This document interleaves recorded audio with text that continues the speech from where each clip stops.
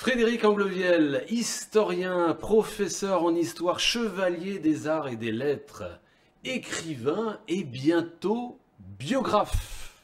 Bonjour, Bonjour Frédéric Angleviel, comment allez-vous déjà? tout va bien. Tout va bien? Biographe, c'est vrai? Vous préparez une biographie? Est-ce que je peux donner le nom du personnage Bah oui, bien que sûr. tout le monde connaît? Jacques Lafleur? Biographie autorisée, vous m'avez dit? Oui, puisque c'est organisé avec l'accord plein et entier de la famille. Alors, on a fêté le 10e anniversaire de sa disparition très récemment. On va en parler. Je fais un petit rappel de votre parcours. Il y a peut-être encore des gens de Nouvelle-Calédonie qui vous connaissent. C'est pas du tout, hein, ça se fait. C'est tout à fait normal.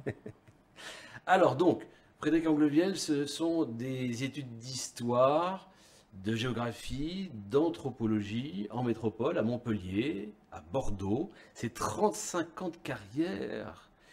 35 ans de carrière dans l'écriture, au sens large du terme. On va en parler parce qu'on a la plupart de vos ouvrages qui sont installés sur la table. On peut dire que vous avez commencé, alors, avec Wallis et Futuna d'abord. Vous êtes spécialisé dans la Nouvelle-Calédonie, mais vous avez commencé par parler d'écrire sur Wallis et Futuna, c'est bien ça? Tout à fait. En tant que Calédonien, je suis allé faire mes études à Montpellier en 1978, puisqu'il n'y avait pas d'université à l'époque en Nouvelle-Calédonie. Et je me suis intéressé, lorsque je suis arrivé à la maîtrise, ce qu'on appelle le Master 1 aujourd'hui, à Wallis et Futuna. Et j'ai rédigé une thèse dont ensuite j'ai sorti mon premier livre en 1994. Oui. Et ici, au début, je pensais que Wallis et Futuna, ça serait un début de recherche et que je pourrais tout de suite passer ensuite à la Nouvelle-Calédonie. Il y avait peu d'archives sur place à Wallis et Futuna, peu d'archives en Nouvelle-Calédonie. Et finalement, à Rome, j'ai trouvé 1000 lettres des pères maristes. Et donc, ça a nourri une thèse complète. Alors là, vous avez reçu le prix Auguste Pavie pour ce... De l'Académie des sciences d'outre-mer en 1995. Bien. Ouvrage scolaire également? Alors, quand je suis rentré en Nouvelle-Calédonie, j'ai travaillé d'abord comme professeur à l'école normale, puis directeur du centre de ressources pédagogiques. Et c'était le moment où, après les accords de Matignon-Oudinot, on a dit il faut adapter les programmes. Et donc, on a mis en place avec Christiane Terrier et Bernard Capecchi cet ouvrage qui a été effectivement un peu la renaissance de l'histoire calédonienne dans les années 92-95. Entre parenthèses, c'est important de connaître l'histoire récente de la Nouvelle-Calédonie. C'est ce qu'a demandé aussi et a rappelé le ministre des Outre-mer, Sébastien Lecornu. Tout à fait, et en particulier les événements douloureux. Alors j'en profite, même si ce n'était pas le moment chronologique que vous aviez prévu, Oui. pour parler de cet ouvrage collectif qui vient de sortir sur une parole méconnue, le préambule de l'accord de Nouméa, dans lequel il y a en particulier les 3 rédacteurs qui ont écrit, c'est-à-dire Alain Chrisnart, Thierry Lataste et François Garde, mais aussi des Calédoniens de tous origines, et qui tous pensent qu'effectivement il faudrait enseigner le préambule de l'accord de Nouméa dans les écoles. Un avis sur les accords de Nouméa, parce qu'il y a eu des débats récemment. Alors ça, on peut en Une parler nouvelle fois. différemment, dans le sens qu'on est en train de faire la réédition pour la 4e fois Attention, de cet ouvrage. c'est votre best-seller là. Voilà, mais surtout, c'est le best-seller de mon éditeur, tant mieux pour lui. Mais justement, il a demandé qu'on fasse une nouvelle réactualisation qui ira jusqu'en 2021 et dans lequel, effectivement, on aborde toutes les dernières évolutions, que ce soit les résultats du premier référendum, du deuxième référendum, les provinciales. L'idée, c'est de donner des éléments de réponse et de réflexion aux Calédoniens. Et alors c'est parfait pour quelqu'un qui arrivera en Nouvelle-Calédonie, par exemple. Il a l'histoire illustrée qui va être éditée, attention. C'est pour ça que c'est un best-seller. Actuellement, il s'en est vendu 4500 en Nouvelle-Calédonie. Oui. Et donc, mon éditeur Footprint Pacific est particulièrement content. Voilà. Donc ce cadeau de Noël que vous pouvez faire, il est disponible dans toutes les bonnes librairies, bien évidemment. Tout à fait. Il y a aussi, avant vous m'avez dit, le livre qui vous a demandé le plus de temps en écriture, c'est le livre que vous avez... Alors, c'est un petit peu lié au précédent. La puisque, France aux antipodes. Voilà, donc une histoire générale de la Nouvelle-Calédonie. Et le problème, vous voyez très bien qu'il y a un petit peu une liaison entre le tout premier qu'on a fait tous ensemble, qui était évidemment pour les élèves du primaire, et là, faire un ouvrage qui soit à la fois grand public, mais qui fait 400 pages, donc qui est vraiment développé. Donc l'idée, c'est de capitaliser tout ce que j'ai appris en 35 ans sur l'histoire de la Nouvelle-Calédonie. Il y a aussi des livres de photographie, par exemple un livre sur les Arcanaques. Alors, j'ai la chance donc d'avoir trouvé un éditeur commercial en Nouvelle-Calédonie avec qui on a fait 5 ouvrages, dont un sur les maisons coloniales néo-calédoniennes, un autre sur les photographies anciennes. Et là, c'est la collection d'objets d'art premier de William Coste, Oui, la qui fameuse. malheureusement est décédé, et qu'il a offerte à la province sud. Donc un jour ou l'autre, elle sera exposée pour le grand public. Oui. Voilà, et donc c'est les 120 plus belles pièces. Alors, il y a aussi un livre sur la SLN, un livre sur le nickel. Alors ce qui se trouve, c'est que depuis plusieurs années, je suis historien libéral, donc je fais des ouvrages pour des collectivités, comme le Congrès de la Nouvelle-Calédonie, pour Territoire de Wallis et Futuna, mais aussi des sociétés calédoniennes. Donc j'en ai fait un, par exemple, ici en 2016 sur la saga Balande, et en 2010, donc c'était la SLN qui avait demandé que je fasse l'ouvrage pour leurs 130 ans. Alors là, je ne peux pas passer à côté d'une question d'actualité. Quel regard vous avez sur eh bien, ce qui se passe en ce moment, c'est-à-dire les mobilisations, parfois violentes, un petit peu partout en Nouvelle-Calédonie, concernant le dossier de l'usine du Sud? Les Calédoniens ont pris l'habitude d'être le plus discret possible. Certains ont pu parler du pays du non-dit.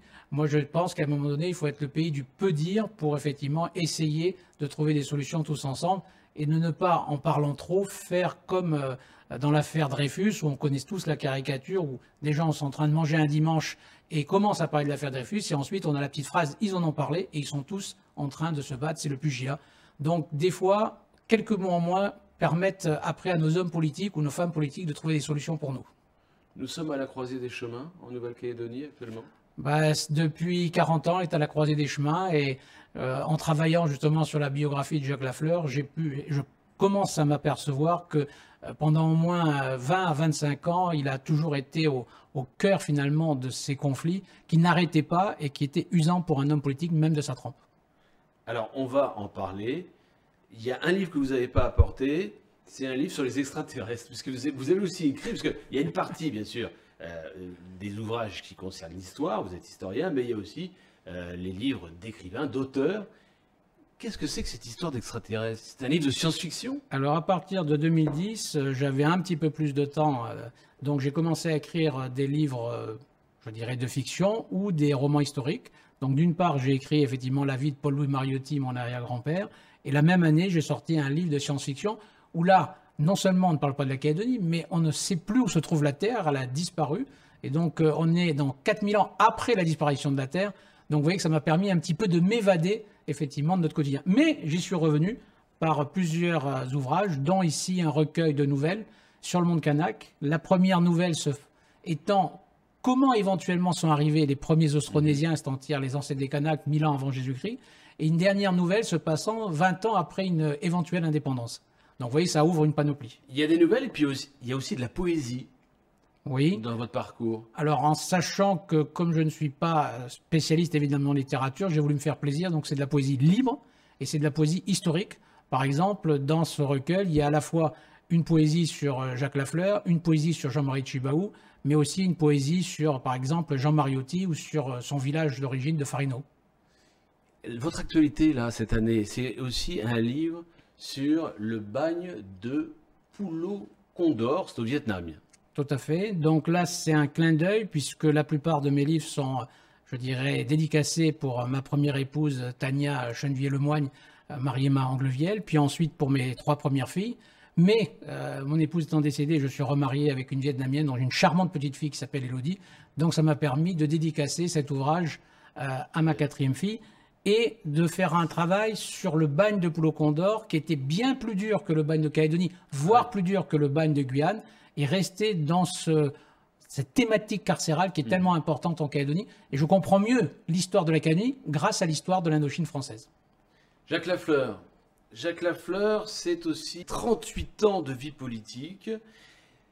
On va en parler, mais avant, sur ce projet d'écriture, est-ce qu'il a été indispensable d'avoir des documents et d'avoir notamment 2 grosses malles qui sont venues de métropole, 25 documents aussi qui concernent eh bien, le Jacques Lafleur, député, homme politique, pour démarrer cette écriture? Quand on veut faire un travail le plus complet possible, il faut avoir évidemment à sa disposition tout ce qui existe sur le sujet.